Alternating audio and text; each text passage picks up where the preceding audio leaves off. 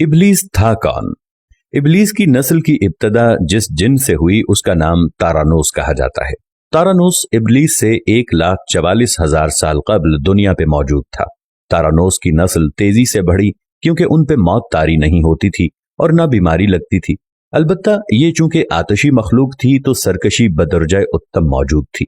इस जिन्नों की नस्ल को पहली मौत फरिश्तों के हाथों पैदाइश के 36,000 साल बाद आई, जिसकी वजह सरकशी थी। यहां पहली बार मौत की इब्तदा हुई। इससे पहले मौत नहीं होती थी। बाद में चल्पानेस नामी एक नेक जिन को जिन्नात की हिदायत का जिम्मा सौंपा गया और वो ही शाह जिन्नात करार पाए। इसके बाद बामोस को यह जिम्मेदारी दी गई। बामोस के दौर में ही चलेपा और तबलीस की पैदाइश हुई। ये दोनों अपने वक्त के बेहद बहादुर जिन्नात थे और उनकी कौम ने चलेपा को शाशेन का लक़ब इसके शेर के जैसे सर की वजह से दिया।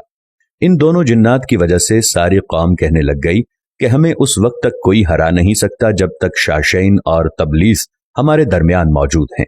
इन दोनों की वजह से कौम के जिन्नात आसमान तक रसाई करने लगे और तीसरे आसमान पर जाकर शरारत कराते थे। ऐसे में हुक्म इलाही से फरिश्तों ने उन पर हमला किया और इबरतनाक शिकस्त दी। इसी दौरान जब इजराइल अलैहिस्सलाम को इब्लीस ने देखा तो सजदे में गिर गया। इब्लीस शुरू ही से एक नडिर और ज़हीन बच्चा था।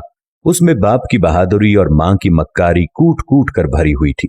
उसने मलाइका के साथ जाकर तौबा का बाकायदा ऐलान किया और फिर फरिश्तों से फैज़ इल्म हासिल करने लगा। इल्म हासिल करने और रियाजत का ये आलम था कि पहले आसमान पे आबिद, फिर दूसरे आसमान पे जाहिद, तीसरे आसमान पे बिलाल, चौथे आसमान पे वाली, पांचवें आसमान पे तकी और छठे आसमान पे कबाजान के नाम से मशहूर हुआ। ये वो वक्त था जब ये फरिश्तों को सिखाता था। सातवें आसमान पे इब्लीस बुक़्क़ाए नूर में रहा। हफ्त अफलाक के सब मलाइका का मुअल्लिम करार दिया गया। यहां तक पहुंचकर इब्लीस ने अपनी आजजी और रियाजत की इंतहा कर दी। कमोबेश इब्लीस ने 14,000 साल अर्श का तवाफ किया। यहां उसने फरिश्तों में उस्ताद सरदार अज़ाज़ील के नाम से शोहरत पाई। कमोबेश 30,000 साल मुक़र्रबीन फरिश्तों का उस्ताद रहा। इब्लीस के दरसोवाज की मियाद कमोबेश 20,000 साल है। फरिश्तों के साथ क़याम की मुद्दत कमोबेश 80,000 साल है। इब्लीस को हुक्म हुआ कि दारोगा जन्नत रिज़वान की मुआवनत करो और अहले जन्नत फरिश्तों को अपने इल्म फजल से बहरावर करो। यूं इब्लीस को जन्नत में दाखिले का परवाना मिल गया और जन्नत में भी अपने इल्म से दारोगा जन्नत रिज़वान को सैराब किया और यूं जन्नत और रिज़वान की कुंजियां इब्लीस के पास रहीं। रिवायत के मुताबिक इब्लीस 40,000 साल तक ये फर्ज खजानची अंजाम देता रहा। यही वो मकाम आला तरीन जन्नत रिज़वान ही था जहां इब्लीस ने पहली बार बादशाहत के ख्वाब देखने शुरू किए।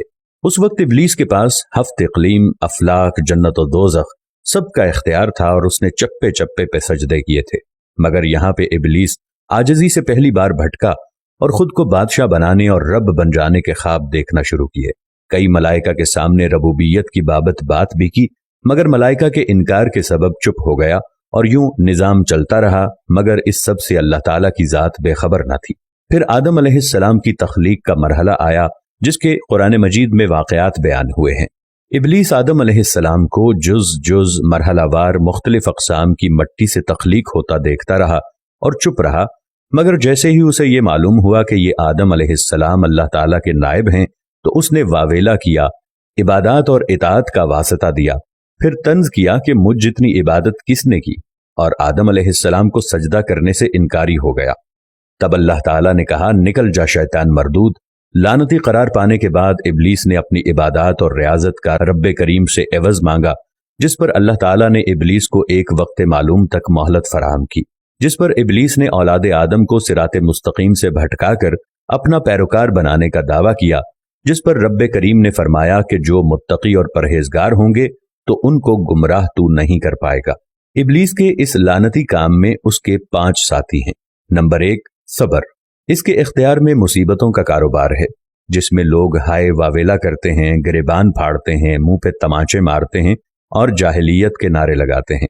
नंबर 2, और ये लोगों को बदी का मुर्तकब करता है और बदी को लोगों पे अच्छा और पसंदीदा करके दिखाता है। नंबर 3, मसव्वत। ये किज़्ब, झूठ और दरोग पे मामूर है, जिसे लोग कान लगाकर सुने। ये इंसानों की शक्ल अपनाकर उनसे मिलता है और उन्हें फसाद बर्पा करने की झूठी खबरें सुनाता है। नंबर 4, दासम। یہ آدمی کے ساتھ گھر میں داخل ہوتا ہے اور گھر والوں کے عیب دکھاتا ہے اور آدمی کو گھر والوں پہ غضبناک کرتا ہے۔ نمبر 5 ذکنیور، یہ بازاروں کا مختار ہے۔ بازاروں میں آ کر یہ بددیانتی کے جھنڈے گاڑتا ہے، بازاروں میں برائیوں اور فحاشی پہ ورغلاتا ہے۔ ابلیس کا آدم علیہ السلام کو سجدے سے انکار کا جزیہ حسد تھا کہ جس نے اسے مجبور کیا کہ میری جگہ آدم یعنی خاک کو کیوں ملی۔ یہ اس کا جزیہ تکبر اور غرور تھا کہ میں اعلیٰ ہوں، اور اس ایک سجدے کے انکار کی بات نہیں تھی، بات اطاعت سے سرکشی کی تھی، شرک کی تھی۔ ابلیس نے دل میں خود کو رب مان لیا تھا۔ اسی شرک عظیم کی بدولت ابلیس تا قیامت رسوا و لعنتی ٹھہرا اور اولاد آدم کو بھٹکانے کے لیے آزاد قرار پایا۔ حاصل نتیجہ یہ ٹھہرا کہ رب کریم کو انسان کی عبادات، عاجزی، علم و دانش سے کچھ غرض نہیں ہے۔ رب کریم صرف دیکھتا ہے کہ دل میں اطاعت و فرما برداری کتنی ہے۔ اسی بنیاد پر تقوی اور پرہیزگاری کے درجے قرار پاتے ہیں۔ اللہ کریم ہمیں اپنی نیت کو درست رکھنے کی توفیق عطا فرمائے، آمین یا رب العالمین۔